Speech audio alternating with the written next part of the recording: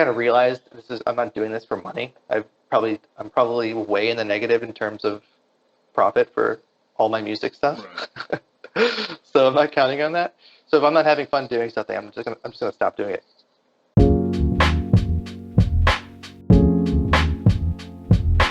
Yeah, exercising for the first time in a long time, which is tough because it's like I barely have enough time to practice these days. So now it's like, all right, well, going to the gym 2-3 hours a week, that's going to eat up that much more, like, time for music. Yeah, but I had a Peloton. I still have the Peloton. I was using that all throughout COVID, and pretty much just like getting on the bike 2-3 times a week for 15 minutes, which I think was just a waste of time. Why? Like I would just get my heart rate up to like 90 and be like, all right, that's good. like, I barely break a sweat. Um, so now I was like, I gotta fix this. So now I got this. I just signed up for Orange Theory, and I'm currently going twice a week. And it's great. Like I get there, I'm in the room for an hour. Like they close the door, they blast a bunch of music, and I'm kind of like, I feel like I'm forced to be there for the hour. And I just get it out of the way. Right, because you have Um, the you have to be there, otherwise you're losing your money. yeah. And if I like leave the class early, everyone's gonna look at me and be like, "Oh, you're such a bitch."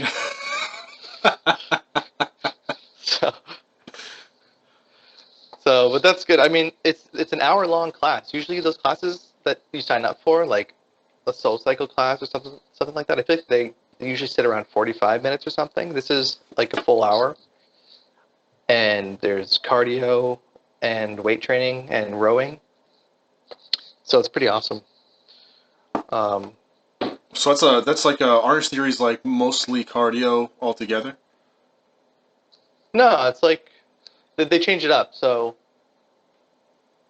today it was 30 minutes on the tread and then 30 minutes weights and no rowing. And then other days I go, it's like a third weights, a third rowing, a third running.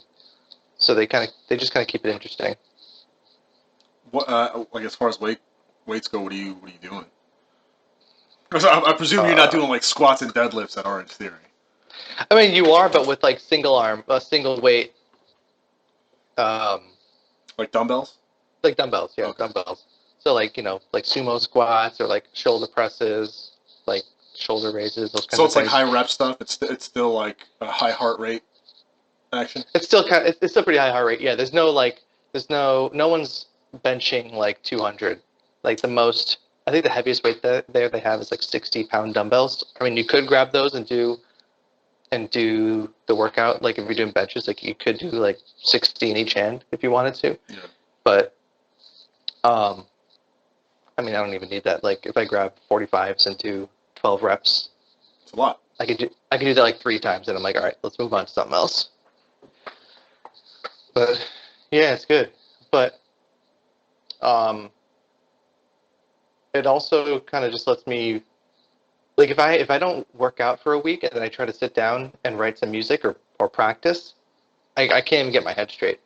I'm I'm like I just have this feeling in the pit of my stomach that I should be doing something else. You know, What's that something else? like exercise. Oh, like Like physical. Yeah. yeah, like I know in the back of my head that I haven't worked out in a week. Like, dude, you got to take care of yourself. Get your heart rate up. Go lift some weights. Get outside. This is not the time to practice. Like that voice is in my head, just going and going and going and repeating itself. Um, so yeah, just exercise has been awesome, and sleep too. You recognize this thing? Whoop, the Whoop band. I've seen you post about it. I've seen you post like you're getting like all your hours of sleep. That's pretty cool. Um, yeah, I mean, in order to do that, I go to bed so damn early. I go to bed at I'm usually in my bed by 9, and I read. I I read wish. for like I wish. I read for like an hour.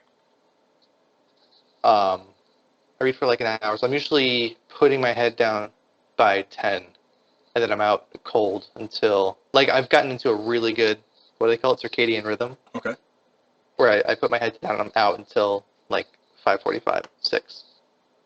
And that's Oh, so usually you when I have a get my nice early coffee. morning. That's great. Yeah, I have a nice early. So like when I go to bed at 9 or 10, I don't feel like I'm just crapping out. I feel like this is what I got to do in order to be up by 6. You know, like last night, I didn't even get a full 100% sleep. I got 95% sleep. I got 7.5 hours where I should have gotten 7:53. But I woke up with this 96% recovery, so I crushed it at Orange Theory today. Oh, nice. It's like, let's go. Yeah, sick. What's the general theme here? Like exercise for the sake of creativity or something? Is that helping you with what you're writing and what you're putting together? And if it is, how? Or how do you think it is?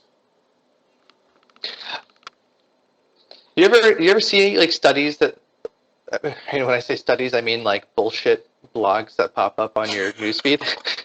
Studies. Yeah, that you read the headline of and don't actually read the article. You ever see Yeah, those yeah, studies? yeah. All the time. All the time. I read those Where, headlines all day long. yeah, like, exercise twice a week will improve your creativity by 1,000%. It's like, since when do we start measuring creativity in percentage? Yeah. And I actually don't even want to read this article. I just feel like I got the gist of it from reading this headline. Um, yeah, I feel like I've just seen a bunch of those, and I don't know how true it is, but I feel good. Like, um, if I work out, I just feel like my head is right. I sleep better at night. I recover better. Um, Again, just pulling this like BS wisdom out of my back pocket, but like, don't they say that if you like your health is the most important thing? Like, if you don't have that, you don't have anything. I mean, I think Oh yeah, that's true. I agree with That's that. kind of obvious, right? Yeah. That's not like a wives' tale or anything. Um, so yeah, just keeping that in mind. Also, having a little 2-year-old running around. Um, I gotta be in peak shape, because if I'm gonna push like my body uh, to get into some creative mode or practice mode, or if I feel like I need to work on some music thing, um, after a full day of being a dad, like, there's no way to do that unless you're really taking care of your body. Like, So that's just what it is. so now you actually have to schedule time to do that stuff, right? You can't just be like, I'm just gonna sit down and play the guitar whenever I feel like, because you've got work, you've got your kid, you've got a wife, you gotta Yeah, take care of a house. yeah, it's crazy. It's um, yeah, like, I was actually talking to, I don't know if I should say his name, because Talking to your buddy. I was talking to my buddy the other day, and we were talking about this book, Atomic Habits. I think it's over here somewhere. Atomic Habits. Yeah, a lot of people have been pushing me to read that.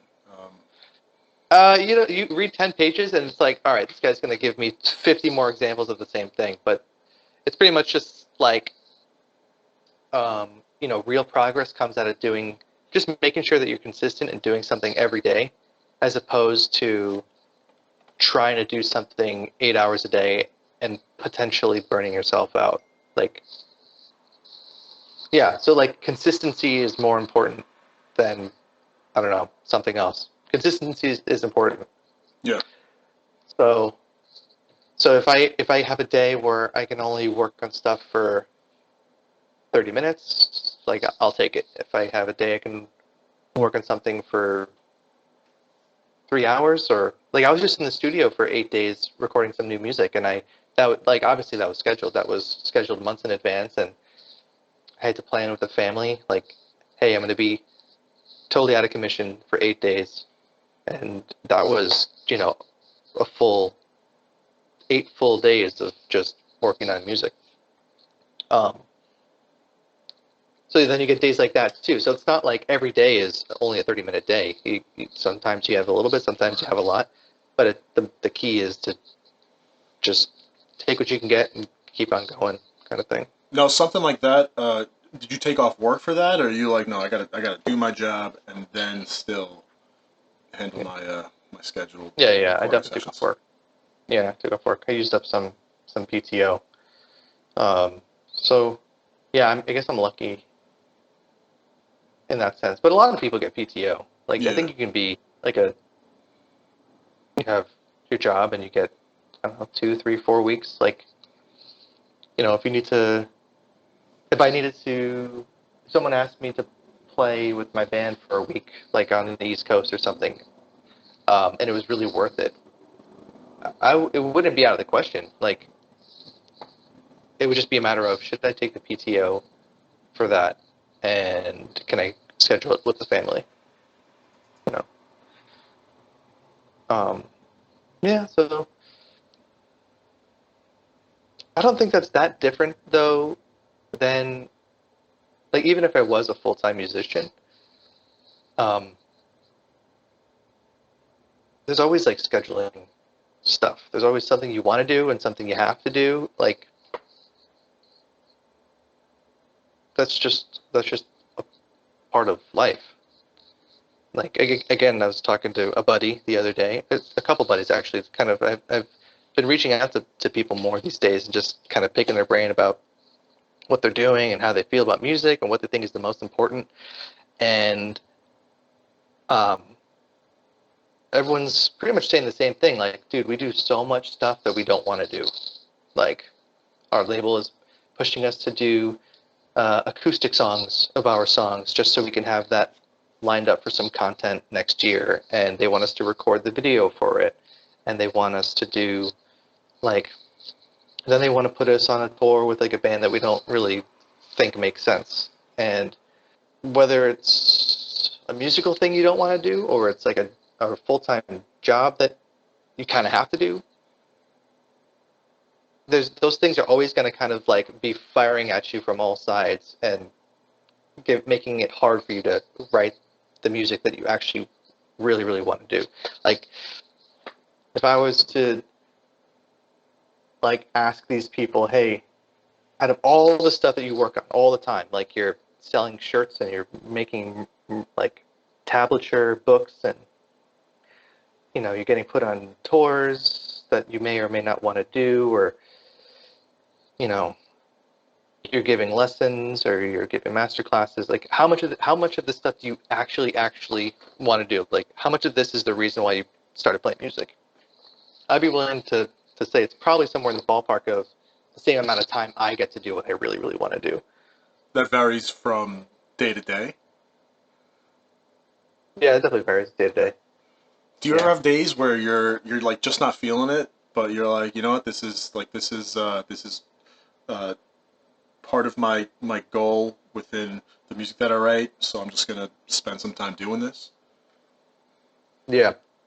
Yeah, I've heard people call, well, yeah, so two things. That feeling of, I don't feel like doing this today. Usually I can get over that pretty quickly. And the analogy I like to use is it's like jumping into a cold pool. Like, like if I'm looking at my guitar and maybe I have an hour, I have a free hour in my day. Um, it's like, okay, I can go downstairs and watch like Letterkenny for an hour and do nothing and drink coffee. Sounds awesome. Or I can pick up my guitar and play for an hour because it's either that or nothing. Like, this is my shot to play the guitar today. With an hour, I probably wouldn't write. Usually, when I write, I need like a morning, like some time to, like 3 or 4 hours to just like get into a space where I feel like I have all the time in the world to be creative. But with an hour, like I could definitely practice for an hour. Right, like it's like jumping into like a cold pool. Like all I got to do is pick it up, take it out of the case, plug it in, start playing something, and next thing you know, it's like, oh, this pool isn't so bad. Like, I'm already kind of warming up to this. I can do this for an hour. And next thing you know, the hour's gone, and it's like, shit. I wish I had more I time wish I to had more work on time. that thing. Yeah, that's like almost every time I have that feeling. That's what happens. The hour flies by, and I think, damn, I wish I had more time. So Well, there's you had also mentioned how like it takes you like you need like a morning for writing. And is that something that you would normally yeah. schedule, or is it kind of just like, oh shit, like I have some time today, like let me dive into this. Yeah, sometimes it's like, um, you know, I'll ask, my wife, Leora. I'll just say Leora, so that way not everyone's not like, I don't have to continue saying my My wife for wife. in perpetuity. My wife. Yeah. I'll just say, hey, can you take the morning and so I can get some time to write some music, and then I'll switch in the afternoon. Like we do that all the time. Like if she wants to go for a run or something and then go have some me time, I'll take I'll take the dad duty for a little bit, and then we'll switch in the afternoon, something like that.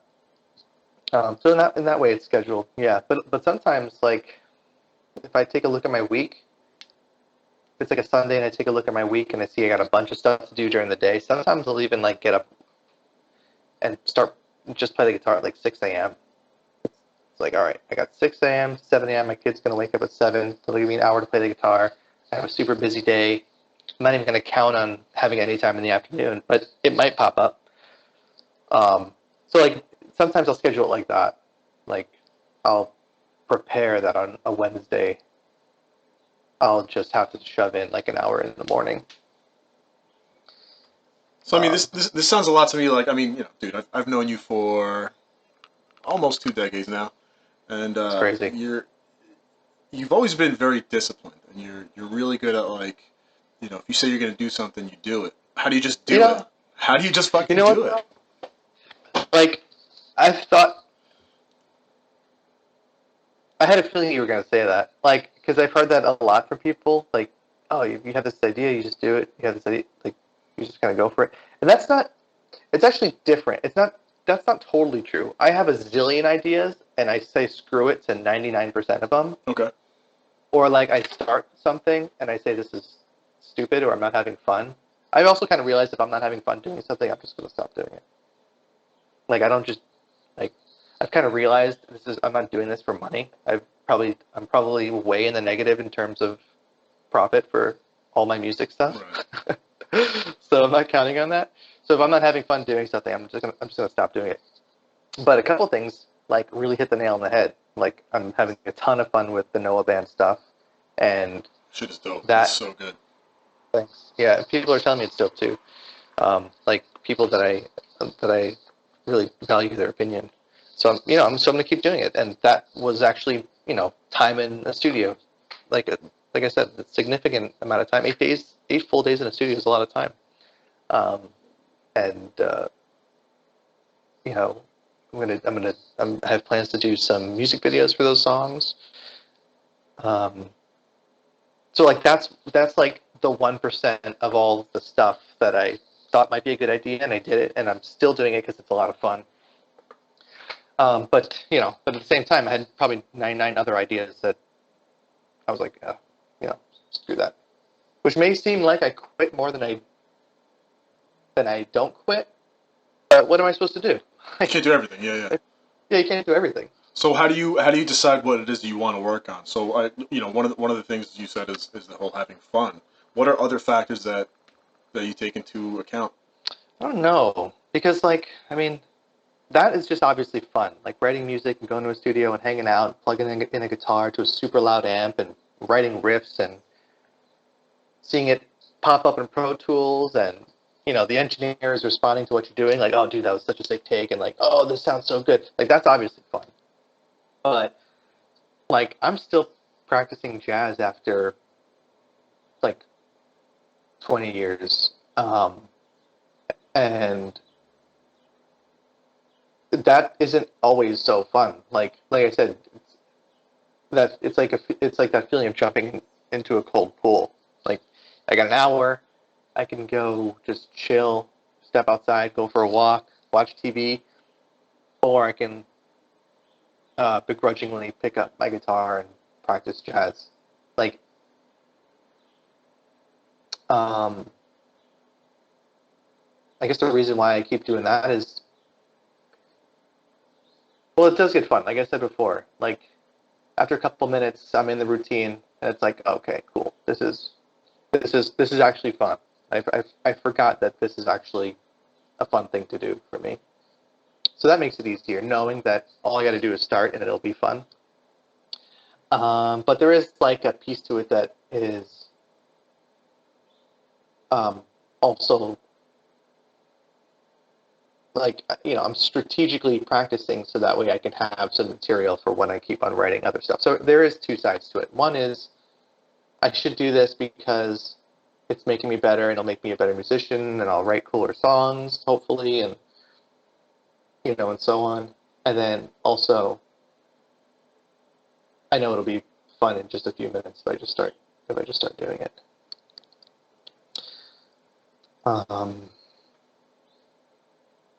Yeah. Yep. Like there's people that there's like I could take the exercise thing off of the list and have that much more time to do music and stuff, but I know that it's not going to be good. It's not going to be good for me. Like I'll see it reflected in here. I'll see my month over month report will saying that like, oh, you're over the last 3 months you haven't exercised, and so your resting heart rate has now increased by 5 BPM. So now you're walking around with a faster heart rate than you did 3 months ago, and that's the kind of feedback I get from this. So right off the bat, I'm like, like I'm treating myself like shit. This is not the right move. I got to get back to doing. So it's kind of cool to have this kind of barometer, like keep making sure that I keep my health like in perspective. I was looking at you've got like a method book, which I think is great. I've been flipping through it and reading, a bunch. I mean, I haven't looked at it in a while since you sent it to me. But what I thought was really great about it is that it's applicable to everything you do. It doesn't have to just pertain to music. You know what's really funny? I have it somewhere. If you give me a second.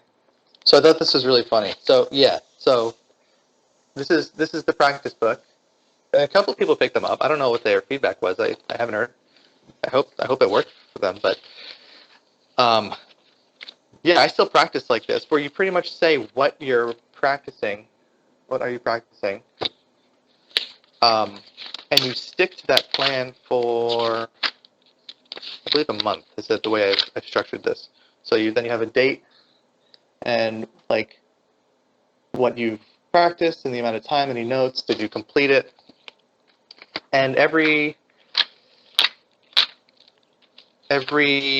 week, it you get a reminder like how's it going? Like how is what you're working on reflective of what you said you were going to work on? Um, and so it's like time boxing goals. Like you're setting short-term goals for your practicing and making sure that you kind of keep that as your North Star and reflecting on that every some cadence, like a week or a month. And then a friend told me about. I didn't tell this friend that I had come up with that, or you know, I didn't mention that at all. And then he told me about this thing, this high performance planner. I picked this up on Amazon. And I haven't used it yet. I just got it a couple days ago. And the whole premise of this is schedule your. It's pretty much the same thing. Like, what are your goals for the month? And so then these are like daily pages. So this is like day 1, day 2, day 3, day 4. And then after that month, it asks you, how did you achieve those goals? Did you hit the goals? Did your goals change? Like when we go into the next month, are you going to write the same goals down? Or are you going to change your goals? And I was like, shit, this is the same. It's the same damn book. So I thought that was kind of funny. Like, I don't think it's rocket science. I think it's just. I think it's something that a way I started thinking when when I had to start thinking that way. Like, okay, I only have so much time in the day because I work during the day, and I have these other responsibilities. Like, what is going to make me do what I need to do. I know I'll write it down, and then every 7 days or a month, I'll reflect on what I'm doing, or even every day that I practice, I'll reference what I'm supposed to be doing, and make sure that I'm still like on the same track. Um, and that's worked for me. I think it works. It must be work. That must be just how a lot of people also do it. If there's like a planner that's out that is some best-selling planner and by some like high performance life coach, this that must just. I wouldn't be surprised if that's like the golden ticket, and everyone kind of says the same thing. Like you got to write down your goals, you got to Right. reflect on your goals, and I mean, yeah, I feel like they taught us that in grade school too. Like, what are your 2-year goals? What are your 5-year goals? What are your 10-year goals? I just thought it was really interesting flipping through it. I was like, I can literally apply this to anything I want. I can go to the gym and I'm like, oh, this is how I'm working out. I can hit it this month. And then you could also take the whole philosophy behind that book and kind of move it how you want it too. But I think it's an excellent little planner. Yeah, thanks. Yeah, I would think that like exercise books are kind of the same way, right? Like what is if you're trying to bulk up, you got to kind of find what you're going to do for the next 3 months. Like you can't just go into the gym and just kind of hodgepodge variety pick your stuff. Like you gotta like if you want some sort of outcome in 3 months, you gotta be consistent. Like obviously, if you're going in for an hour and you're spending the first 45 minutes on the tread, and then 15 minutes like in the steam room, that's probably not what you want to do for 3 months to bulk up. You know what I mean?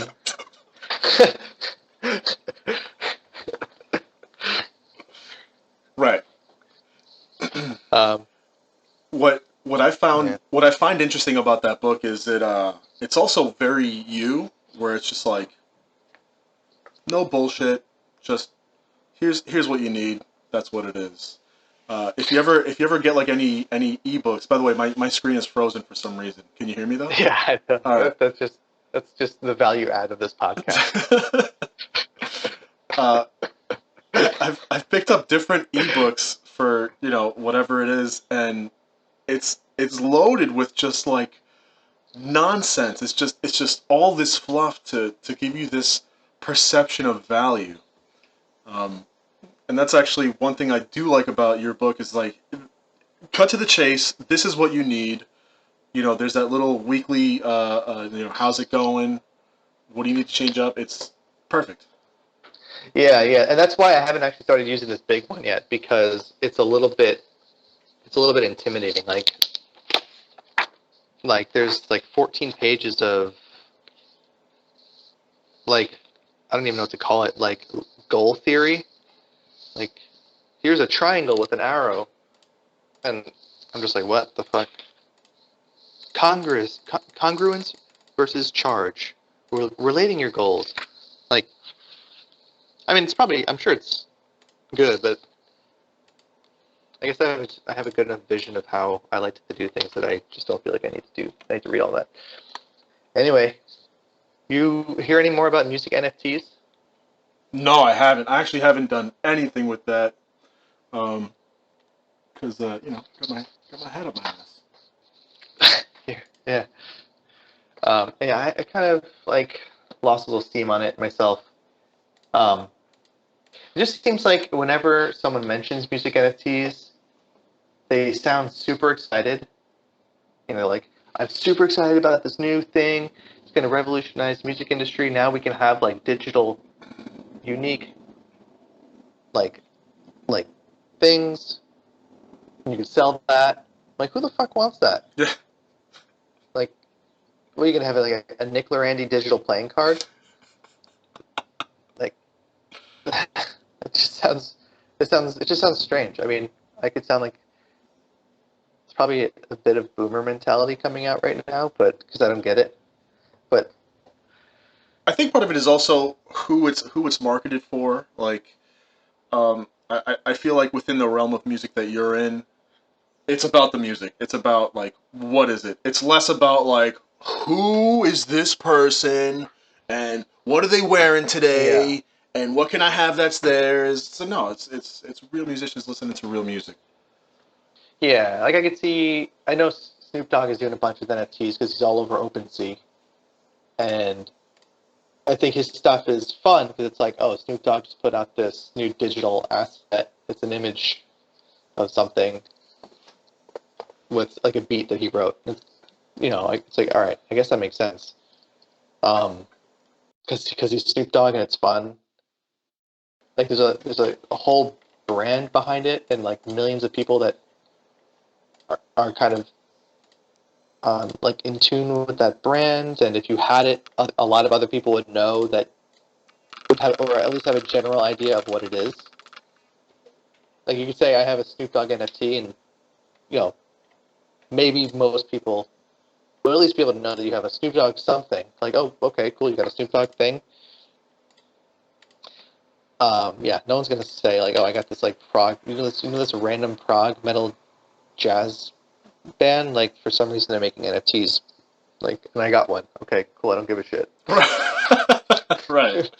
Like, good for you. Do they write good music? Yeah, they write cool music, but they're doing NFTs now. Like, why? Yeah. Like, hope you didn't pay a lot of money for that. Um, Yeah, so that's the other thing, right? Like, so with Snoop Dogg, like, it's easy to get on the hype train with him. He's got his own line of cannabis, and he's a ton of stuff because he's a name in pop culture. Um, I feel that you're not going to be a name in pop culture because you don't do pop music, right? You write what you want to write, and that stays with a particular realm of people that appreciate yeah, that. yeah. It would make sense if it wasn't just about having a like a thing. Like if it was the only way to listen to a song was to own an NFT, I could see some musicians getting excited about that. Why is this going on? This should be do not disturb. Like, jeez. Yeah. Um, what was I saying? What was I saying? NFTs, music. Yeah, it's like if you can have if an artist put out some NFTs and that was the only way to listen to a track, I don't know, they put out a million NFTs and I guess that's one thing. I don't think that exists yet though. There was one platform I found that did have some functionality like that, but um, one, what good does that do me? Like, I want people to hear my music. What good Right. does it do that you have to? And two, that site didn't mint anything, so you had to mint it on OpenSea and then link it to the site. So you could still find it on OpenSea, but if you were to find that track through this site, they wouldn't let you listen to it there, but you could still technically find it on OpenSea.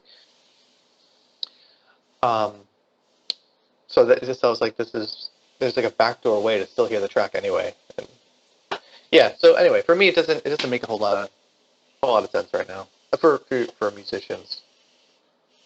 I don't even know what Spotify has in the works for it. I should probably read something, but I thought I had read at least some headline that Spotify was starting to work with NFTs. Anyway, Yeah, from what I gather with the whole NFT thing, at the moment, the way I've heard it be, I guess, presented is it's ideal, or it would be ideal as like a collector's item that would be helpful with something in the future. Let's say like I don't know, like if you have this NFT, you have a meet and greet with the artist every time you go see them, which also just sounds ridiculous. And that's just one idea that comes to mind. yeah, But it's weird. It's definitely weird for music, and the whole like NFTs are essentially it's like a smart contract. So what's the benefit of having a contract with your fans? Are you in turn alienating your fans by doing that? It's weird. yeah, and like what's that band, Kings of Leon? I think that did the album release via NFT. I mean, they still release like their album, but they also released a version of it as an NFT. And if you bought it, you got all this like extra access. Like you had access to backstage during the tour. I don't know, a bunch of other crap.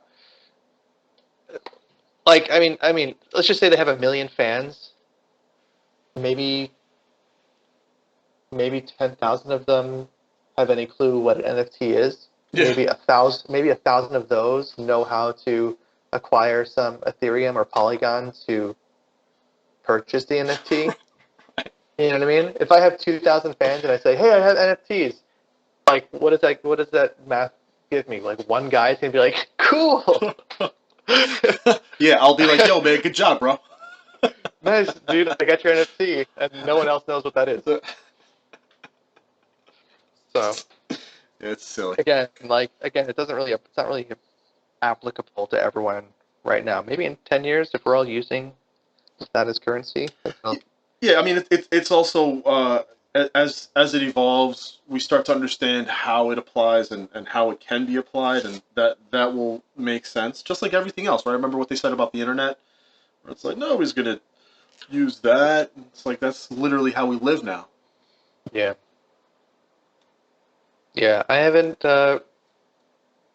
just mentioning NFTs and in the music space to a couple of people, it feels like anyone I bring it up to doesn't have an opinion on it yet, which makes me think like this is not the time for me to be doing anything Right. with NFTs. Yeah. Anyway, dude, I gotta go. Yeah, man. It's great talking. Cool. We'll do this again, and let's have some cool people on here. I'm gonna work on getting some other guitarists and stuff, and